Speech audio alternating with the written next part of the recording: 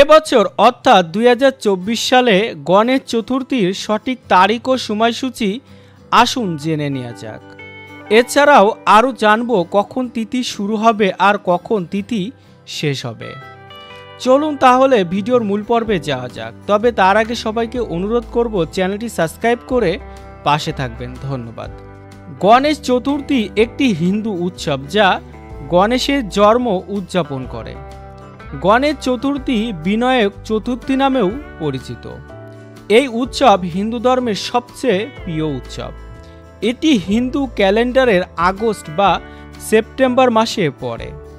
গণেশ চতুর্থী হল 11 দিনের একটি হিন্দু উৎসব যা চতুর্থীতে বাড়িতে বা মন্দিরে মূর্তি স্থাপনের সাথে শুরু হয় এবং অনন্ত চতুর্থীতে গণেশ বিসর্জনের সাথে শেষ হয়।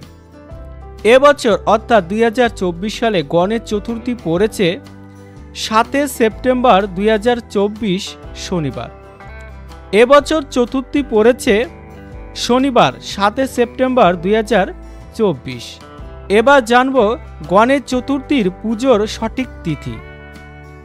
গণেশ চতুর্থীর তিথি শুরু হবে 6 সেপ্টেম্বর 2024 ঠিক বেলা 3টার সময়, আর গণেশ চতুর্থী শেষ হবে ঠিক 7 সেপ্টেম্বর 2024 ঠিক বিকেল 5টা 35 সবাই অনেক ভালো থাকুন, সুস্থ থাকুন। ধন্যবাদ।